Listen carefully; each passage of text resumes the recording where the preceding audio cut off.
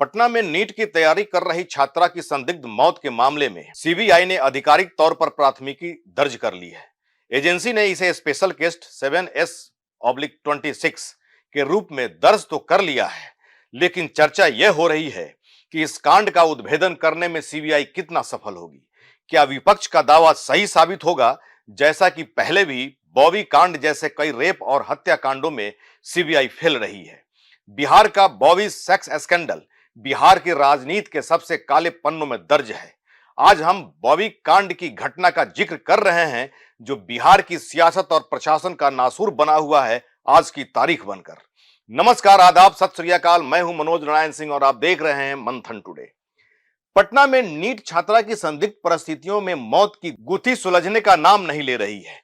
पटना के शंभू हॉस्टल में नीट की तैयारी कर रही छात्रा के साथ आखिर क्या हुआ था, इस सवाल का जवाब ना तो पटना पुलिस और ना ही एसआईटी टीम खोज पाई। इस कांड में नीतीश सरकार अपनी किरकिरी होते देखकर सीबीआई को इसे हैंडओवर कर दिया। बिहार का वह चर्चित बॉबी हत्याकांड, जिसने बिहार की राजनीति को हिला दिया था, उस मामले में भी सीबीआई सफल नहीं हो सकी थी। 11 मई 1983 की सुबह बिहार के अखबारों की सुर्खियां चीख चीख कर बता रही थी कि बॉबी मर चुकी है। मौत का कारण आधिकारिक तौर पर हार्ट अटैक बताया गया था, लेकिन यहीं से शक की सुई तेजी से घूमने लगी थी। बॉबी की लाश को महज 4 घंटे में चुपचाप दफना दिया गया, वह भी बिना पोस्टमार्टम के। सवाल उठे, हंगामा होने लगा और परिवार ने चुप्पी तोड़ते ही हल्ला मचा दिया। पटना के तत्कालीन एसएसपी आचार्य किशोर कुणाल ने कमान संभाल ली। ईमानदार, तेज तर्रार और बिना डरे उन्होंने बॉबी का शव खुदवाया और शव की फॉरेंसिक जांच करवाई, तो उनके शव को दफना दिया गया था। पोस्टमार्टम में चौंकाने वाले खुलासा हुआ और पेट में मिलाथियोन कीटनाशक का जहर मिलने की पुष्टि की गई। शंका और आशंका कह रही थी कि यह कोई हादसा नहीं था, बल्कि साफ हत्या के निशान सामने आ रहे थे। बाद में बॉबी की सहेलियों ने बताया भी, और वो डर भी रही थी। कई रसूखदारों से संबंध का उलझन समझ में आया तो सब जानने के लिए उत्सुक हो गए कि आखिर क्या था वो कनेक्शन जो सत्ता वाले छिपाना चाहते थे। पटना के 2 बड़े अखबारों ने फ्रंट पेज पर छापी थी उस समय यह खबर, और फिर बिहार का राजनीतिक जगत पूरा हिल गया था।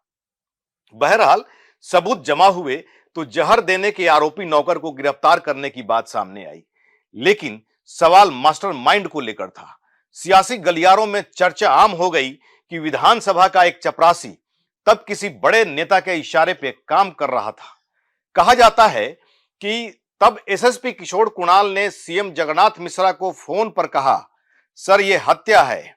जांच का दबाव बढ़ा तो मंत्रियों के नाम आने की खबरें फैलने लगी। कहा गया कि 100 से ज्यादा कांग्रेसी विधायकों के साथ बॉबी के रिश्ते थे। फिर क्या था, बिहार में सेक्स स्कैंडल की चर्चा आम हो गई। इसी बीच कुणाल की रिपोर्ट ने सरकार की नींव हिला दी और अरेस्ट वारंट जारी कर दिया गया। कहा जाता है कि तब ऊपर से दबाव बनाकर गिरफ्तारियां रोक दी गई थी। अफसरों और नेताओं के बीच बॉबी की मौजूदगी लगातार सवाल खड़े करने लगी। उनकी यही बढ़ती लोकप्रियता और नेताओं से निकटता बाद में उनके लिए घातक साबित हुई। दरअसल बॉबी के नाम से जुड़ी चर्चाएं सचिवालय की दीवारों से निकलकर सियासत तक जा पहुंची। विपक्षी दलों ने आरोप लगाया कि बॉबी कांग्रेस सरकार के कई मंत्रियों और अफसरों से गहरे रिश्ते रखती थी। इन आरोपों ने मुख्यमंत्री डॉक्टर जगन्नाथ मिश्रा की सरकार को कटघरे में खड़ा कर दिया। राजनीतिक विरोधियों ने इसे सत्ता और शोषण का प्रतीक बताया। इस स्कैंडल की सबसे बड़ी चोट तत्कालीन मुख्यमंत्री डॉक्टर जगन्नाथ मिश्रा की छवि पर पड़ी। हालांकि उन पर सीधे आरोप साबित नहीं हुए, लेकिन जनता के बीच सरकार की साख को गहरा नुकसान पहुंचा। श्वेता निशा त्रिवेदी नाम की एक लड़की, जो बिहार विधानसभा में टाइपिस्ट का काम करती थी, कांग्रेस की एक वरिष्ठ नेता और विधान परिषद की तत्कालीन सभापति राजेश्वरी सरोज दास की गोद ली हुई बेटी 35 साल की श्वेता निशा दिखने में बेहद खूबसूरत थी। घर पर उनका निक नेम बेबी था, लेकिन उसकी मौत के बाद खबरनवीसों ने उसका नाम बॉबी कर दिया। आगे जाकर यह केस बॉबी हत्याकांड नाम से मशहूर हुआ। निशा त्रिवेदी उर्फ बेबी बाद में ईसाई बन गई थी और बॉबी के नाम से जाने जाने लगी थी। सुंदरता ऐसी कि नेता और अफसरों के गश्त खा जाने के किस्से आज भी लोग चर्चा करते हैं। स्वभाव मिलनसार था तो बड़े अफसरों नेताओं से बढ़ते संबंधों ने उन्हें अचानक चर्चा में ला दिया। मौत के बाद वह बॉबी नाम से अधिक लाइमलाइट में आ गई। दरअसल बेबी उर्फ बॉबी अब सिर्फ एक सचिवालय की कर्मचारी भर नहीं रही, बल्कि सत्ता गलियारों में उनकी पहचान गहरी होती चली गई थी।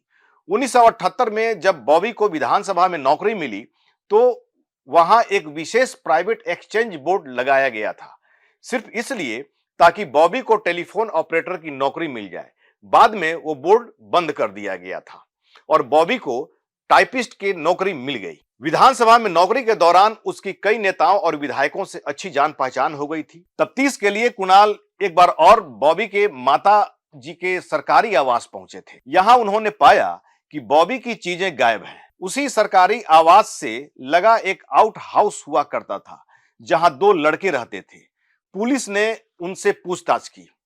उन लड़कों ने बताया कि 7 मई की रात वहां बॉबी से मिलने के लिए एक आदमी आया था। एक बड़ा नेता राधानंदन झा का बेटा था। अपनी किताब में कुणाल किशोर बताते हैं कि रघुवर झा के बारे में उन्हें बॉबी की मां राजेश्वरी सरोज दास ने भी बताया था। दास का कहना था कि रघुवर झा ने बॉबी को एक दवाई दी थी, जिसके बाद उसकी तबीयत बिगड़ने लगी और बाद में उसकी मौत हो गई। बॉबी ने चूंकि ईसाई धर्म अपना लिया था, इसलिए उसे दफना दिया गया था। पुलिस के अनुसार केस का मुख्य अभियुक्त विनोद कुमार था, जिसने नकली डॉक्टर का रोल किया। रघुवर झा के कहने पर बॉबी को दवाई पीने को दी गई। चूंकि केस में एक बड़े नेता के बेटे का नाम आ रहा था, इसलिए मामला हाई प्रोफाइल बन गया। पुलिस की जांच जैसे जैसे आगे बढ़ी, सत्ता के गलियारों में हड़कंप मचने शुरू हो गए थे। अदालत में केस पहुंचा। वहां राजेश्वरी दास ने अपने बयान में बताया कि कैसे नकली डॉक्टर से बॉबी का इलाज करवाया गया और झूठी पोस्टमार्टम रिपोर्ट बना दी गई। धीरे धीरे इस केस में और कई लोगों का नाम जुड़ने लगा। इनमें से कुछ सत्ताधारी विधायक और सरकार में मंत्री तक थे। जल्द ही मामले में राजनीति का रंग भी ओढ़ लिया। विपक्ष की कम्युनिस्ट पार्टी ने आरोप लगाया कि मुख्यमंत्री आरोपियों को न पकड़ने के लिए पुलिस पर दबाव डाल रहे हैं। विपक्ष के नेता कर्पूरी ठाकुर इस मामले में बार बार सीबीआई जांच की मांग कर रहे थे। कुणाल लिखते हैं कि इस केस में उन पर काफी दबाव था। उनके वरिष्ठ अधिकारी ऐसे बर्ताव कर रहे थे मानो सच का पता लगाकर उन्होंने कोई गुनाह कर दिया हो। ऐसे में एक रोज कुणाल के पास सीधे मुख्यमंत्री का कॉल आया था। जगन्नाथ मिश्र तब बिहार के मुख्यमंत्री हुआ करते थे। कुणाल लिखते हैं कि सीएम ने उनसे पूछा, ये बॉबी कांड का मामला क्या है? कुणाल ने उन्हें जवाब दिया, सर कुछ मामलों में आपकी छवि अच्छी नहीं है, किंतु चरित्र के मामले में आप बेदाग हैं।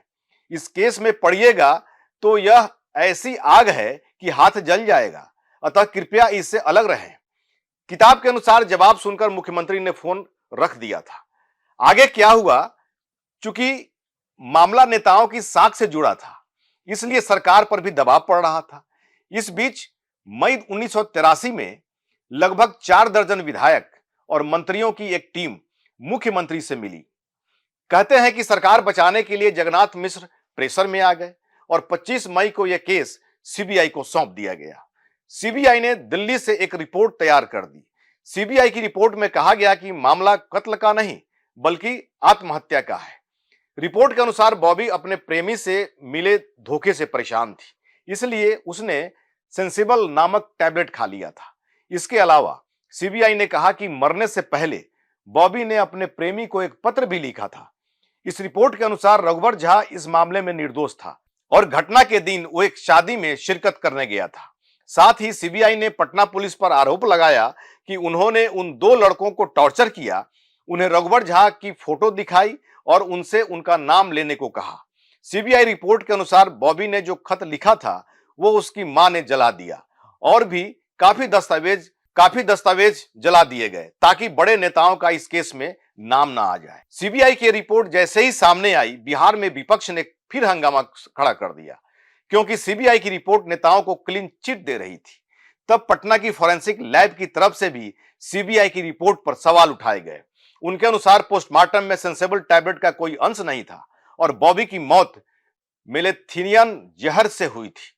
इस पर सीबीआई ने सफाई देते हुए कहा कि गलती से लेबोरेटरी में रखे किसी दूसरे विसरा से बॉबी के विसरा में मेलेथियन चला गया होगा। यह कहकर सीबीआई ने इसे आत्महत्या का केस बताकर केस बंद कर दिया। किशोर कुणाल हमेशा कहते रहे कि उनकी नजर में ये एक मर्डर केस था। उस समय जनसत्ता की एक रिपोर्ट बताती है कि सालों बाद एक विधायक ने इस केस में एक हैरत अंगेज दावा किया था और कहा था, अगर हम लोग मामला रफा दफा नहीं करवाते तो लोकतंत्र खतरे में पड़ जाता, क्योंकि हमाम में सब नंगे थे। बिहार का बॉबी सेक्स स्कैंडल बिहार की राजनीति के सबसे काले पन्नों में दर्ज है।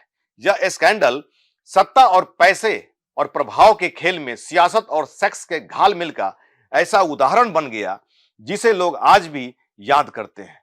बॉबी की रहस्यमयी मौत ने सनसनी फैलाई तो सस्पेंस भी बढ़ा दिया, लेकिन सीबीआई की जांच ने इसे ठंडे बस्ते में डाल दिया। राजनीतिक दबाव और बड़े नामों के शामिल होने से न्याय की उम्मीद टूट गई। यह केस आज भी सवाल उठाता है, क्या सत्ता के दबाव में सच्चाई हमेशा दबा दी जाती है? राजधानी पटना के शंभू गर्ल्स हॉस्टल में नीट छात्रा की मौत के केस की जांच सीबीआई को दे तो दी गई है, लेकिन इसके पहले सबूतों का जो हश्र किया गया उससे यह सवाल भी उठ रहा है कि क्या सीबीआई किसी सही नतीजे पर पहुंच पाएगी या नहीं। चर्चा है कि सीबीआई के लिए जांच करना आसान नहीं है। एक तो घटना स्थल को सील नहीं किए जाने से कई सबूत नष्ट हो गए होंगे। हॉस्टल में पूरे 3 दिन तक पुलिस गई नहीं। इतना समय काफी होता है सबूत मिटाने के लिए। पीड़िता का बेडशीट धो दिया गया, सीसीटीवी के डीवीआर से छेड़छाड़ कर दी गई।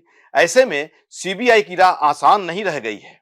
सबसे बड़ी बात तो यह है कि पीड़ित परिजनों ने तो सीबीआई जांच की मांग की ही नहीं थी। पीड़िता की मौत के मामले में उन्होंने न्यायिक जांच की मांग की थी। ऐसे में परिजनों के गुस्से और विपक्षी हमले को शांत करने के लिए सरकार ने सीबीआई को जांच सौंप दी है। कुल मिलाकर कहें तो सरकार की मंशा ठीक नहीं दिखती है। ऐसा लगता है कि मामले की लीपापोती की तैयारी शुरू हो गई है। अब आप ही तय करिए और कमेंट बॉक्स में जरूर लिखिए कि सीबीआई इस मामले की जांच क्या सही तरीके से कर पाएगी। ऐसे ही खबर देखने के लिए देखते रहिए मंथन टुडे। हमारे चैनल को लाइक करिए, सब्सक्राइब करिए और अधिक से अधिक लोगों तक शेयर करिए। बहुत बहुत शुक्रिया।